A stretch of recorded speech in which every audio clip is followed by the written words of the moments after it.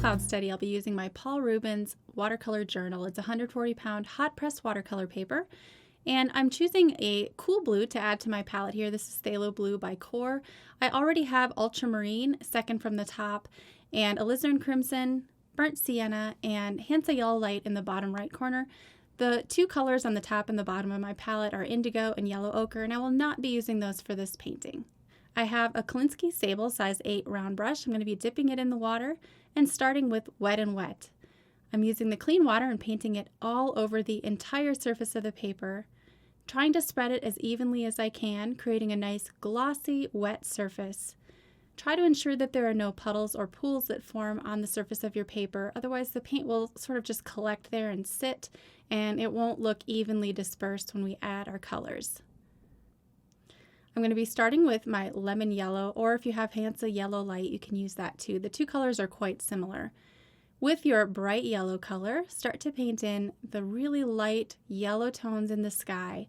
This is representing that sliver of light that's shining through these really dark, heavy clouds, suggesting maybe the location of the sun behind them in the sunset. It doesn't have to be exactly like the reference photo. You can just approximate the location of these. But based on the reference photo, it is towards the bottom of your composition, and you can just use a scrubbing motion of the brush to get those shapes roughly in. Now I'm going to mix up an orange using the yellow that's already in my brush and a little bit of that alizarin crimson. The two colors combined produces a beautiful peach tone. Depending on if you want it more red or more orange, you can adjust your ratios of the alizarin crimson and the yellow accordingly. Now with this brilliant orange on my brush, I'm painting the bottom portion of the painting, Wet and Wet, right next to the yellow. I'm allowing the color to touch just along the bottom edge and overlapping here and there where maybe I want some of the orange clouds to appear like they're overlapping the yellow part of the cloud.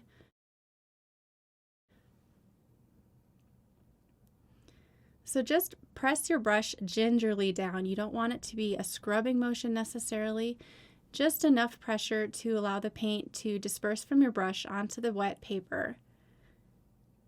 Using a really soft, natural bristle brush is super effective when you're painting things like soft clouds. I'm going to grab some more orange and deepen up the color here towards the bottom. This is just a first wash. We may need to go a little bit darker later, but for now it's just helping us get some color down. Dip more into the yellow directly if you want your yellow to be a little bit brighter. And you can dab along the top of your cloud. You can begin to see the clouds are starting to take shape, and because we pre-wet our paper, the paint is dispersing nicely and not forming any really hard edges. That's exactly what we want for painting soft clouds. I'm rinsing that out now, scooping up just a little bit more orange in my clean brush so that it's very light in value, and outlining this one little sliver of yellow in a subtle orange shape. Mixing in a little bit more of the alizarin crimson for a darker orange, and doing that along the bottom of the sliver as well.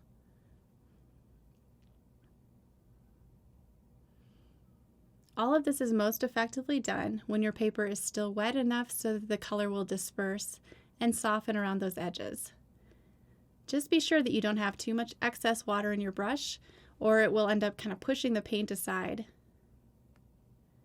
Alright, I've rinsed that out, and now I need to re-wet the area of the paper towards the top where we're going to be painting a completely different color. This is all going to be light blue as a first layer for these darker clouds at the top. Now I'm trying to be a little bit careful that I don't put too much water right down there next to the orange. I can already see that the excess water from my brush is beginning to push the orange downward a little bit, so I may need to go back and soften that out. But for now, I do need to really re-wet this area because it was already beginning to dry so much that Wet and Wet would not be effective. Alright, so I'm mixing up some ultramarine blue. This is my warm blue, and I'm combining it with a little bit of my phthalo blue.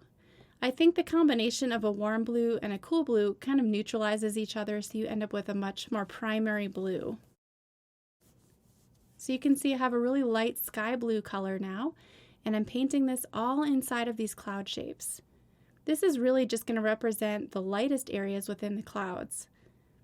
So I'm keeping it pretty light right now. We want it to look like there's blue sky almost popping behind those heavy dark clouds.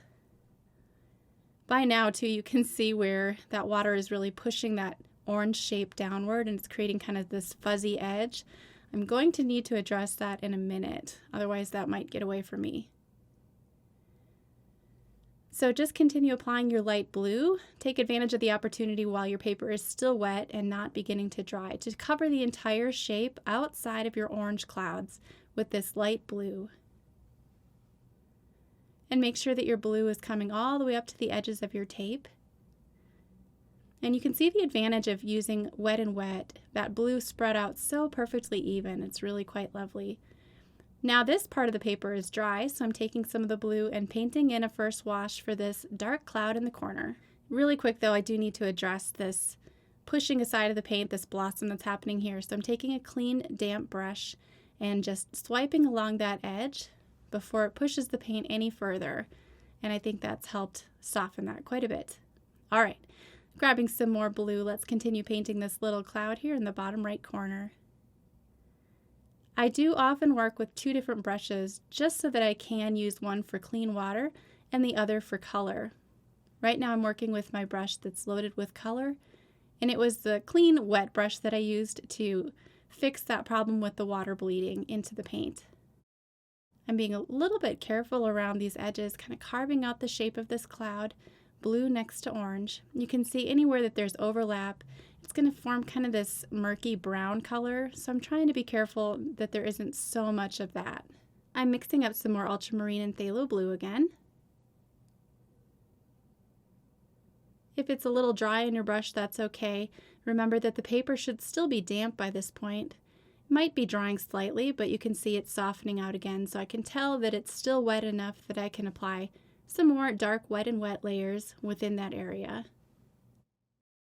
I'm gently softening out the bottom of this cloud, and I use more of the belly side of the brush and kind of spread it sideways if I want to create larger, broader brush strokes representing these horizontally laying clouds.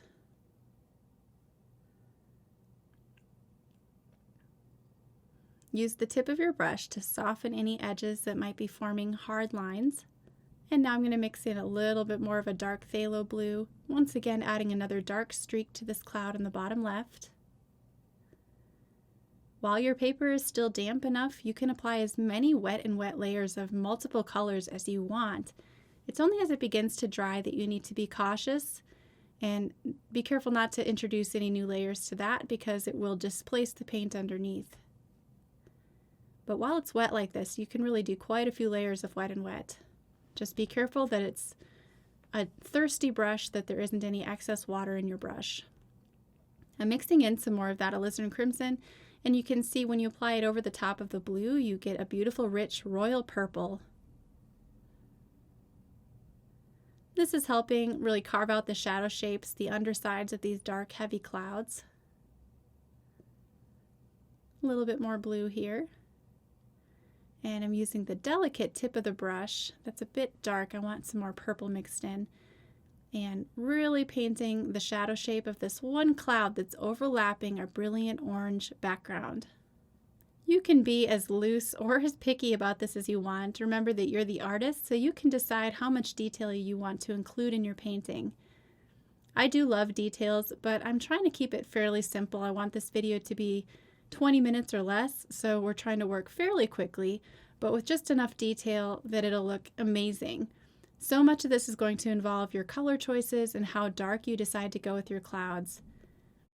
Cloud paintings can go either way. They can look really, really heavy and murky, depending on your choice of paint colors, or they can look really light and fluffy. Or you can find a happy medium where you have these wonderful areas of luminosity, such as the yellow and orange in this painting, and heavy dark clouds hanging over that or up against it so that it appears like this amazing striking contrast between dark and light. That's what we're going for in this painting. We want the contrast to be extraordinary. So that's why I'm darkening up these blue streaky clouds that are overlapping the orange sky. I want to add those pops of contrast just for extra power in the painting. You can see my brush was drying out a little bit, so I've gingerly dipped it in the water And I'm softening out this little bit of paint that I put down. You can definitely do plenty of softening on dry paper too, which is what I'm doing now. Everything is really quite dry by this point, but you can always remove some of the paint from your brush and just soften along the edges of the brush strokes that you lay down one at a time. And this is a manual way to soften your edges for fluffy looking clouds. All right, it's time to re-wet the upper portion of the painting. So once again, take your clean water and paint over the entire composition. Definitely make sure that everything is completely dry before you do this. I live in a dry climate, and since this is hot press paper, it dries really fast. So I can be assured that when I'm painting over the top of this with clean water, it's dry. You may accidentally lift a little bit of paint from your brush while you are re-wetting an area, so just periodically wipe it on your paper towel to remove any of that excess paint. All right, and then mix up your dark sky blue color. For this, I'm using ultramarine, alizarin crimson, and a little bit of my burnt sienna. Now I'm introducing that in to help neutralize the purple a little bit so it's not quite so purple. Tons of juicy paint here. What I'm looking for is a really rich dark blue. I would say that this mixture is a little bit heavier on my cool blue side, and I introduce a little bit more of the red and burnt sienna, again, just to neutralize it and make it look almost black. You can see when we apply it into these dark cloud shapes, wow, it's just exploding in the wet paper and it looks so awesome.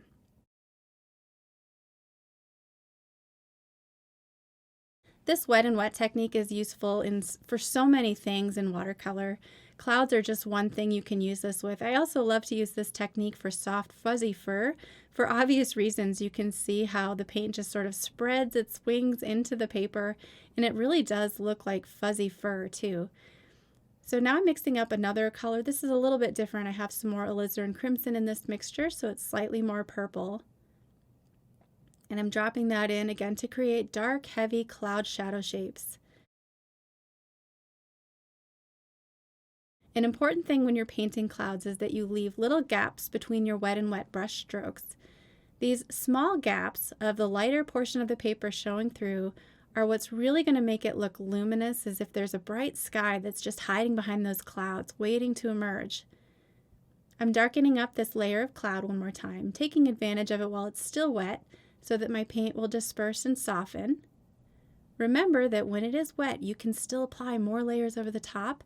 It's not just a one and done kind of thing. The key here, though, is to keep any excess water out of your brush. Remove it on your paper towel so that you just have a fully loaded brush with paint, no extra water. And finding that balance definitely does take practice. So just keep at it. If you find that you're still adding too much water, it might be a good idea to just blot your brush on your paper towel before applying it to your painting just about every time until you start to get a better feel for how much water and paint you can get away with in your brush. I'm applying some more of that cool blue color.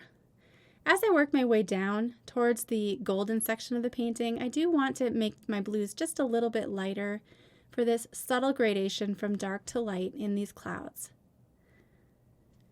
If you're finding that there's a bit of excess bleeding with that sort of fuzzy effect of the wet and wet, you can certainly play with those edges and soften it while it's still wet just by pushing them around with the tip of your damp brush. You can see this area is quite excessive as far as how much the paint has spread out, so I'm softening that with another color just above it so that it doesn't look so fuzzy.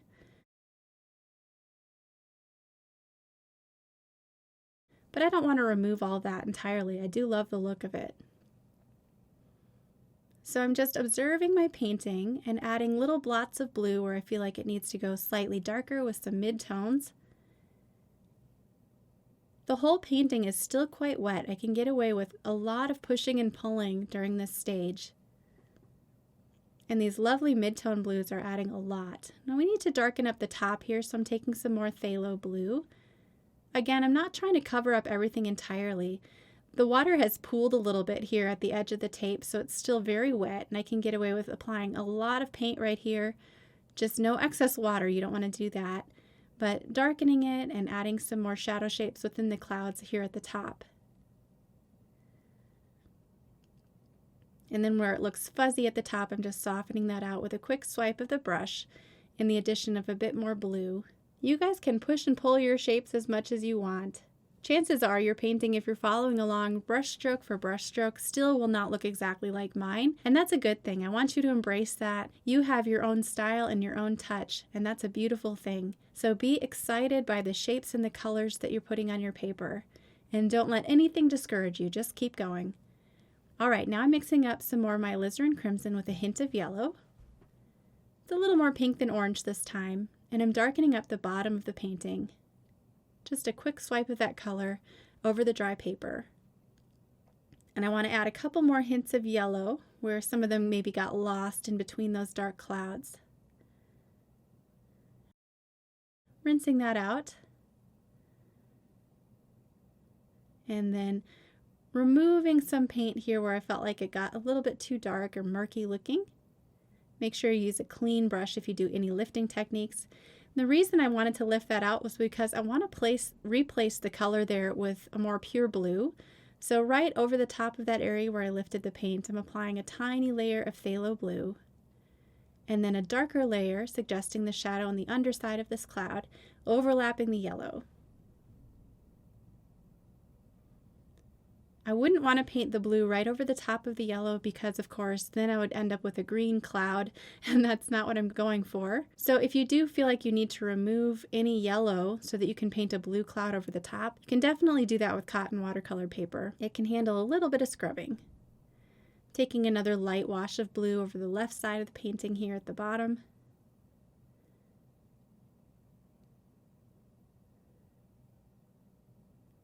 And grabbing a tiny bit more phthalo blue. You notice I don't dip directly into the paint. I'm dipping kind of right next to the big glob of paint. Watercolor, you definitely want to work with thinner paint rather than thicker paint. If you apply too much thick paint to your painting, it will dry and crack and peel off. So thin washes are going to be your best friend with watercolor. I've, in effect, wet this side of the painting, preparing it for more wet and wet, dropping in some darker blues. Just giving it a more complex layered look with these dark blue clouds overlapping the lighter ones. We're doing little subtle changes now to our composition, darkening here and there so that it doesn't look so uniform or like a Dalmatian. We want it to look like complex layers of clouds, heavy and ominous over this beautiful yellow sunset. I have some dark blue on my brush, and I'm going to go over this cloud in the bottom right corner one more time. Watercolor does dry lighter, so you might find you need to go back in and darken frequently with additional multiple layers. As always, soften out the edges of those brush strokes that you lay down so that you don't end up with hard edges. We don't want the clouds to look harsh. They need to maintain their soft, fluffy look. A little bit more alizarin crimson here adds the addition of a nice purple shadow to the underside of that cloud.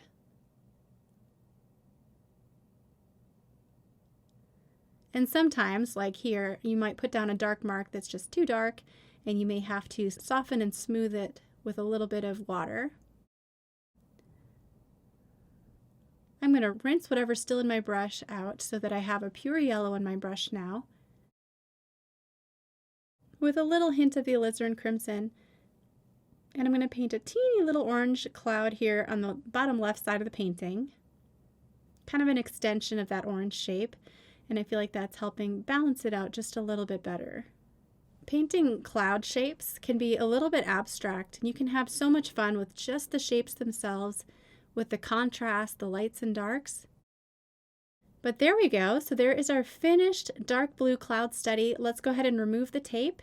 Try to be careful when you're removing tape from hot pressed paper, as it can lift up some of the surface of the paper. There's our finished painting. Thanks so much for watching, guys. Let me know if you'd like to see more cloud tutorials like this. I'll see you in the next video.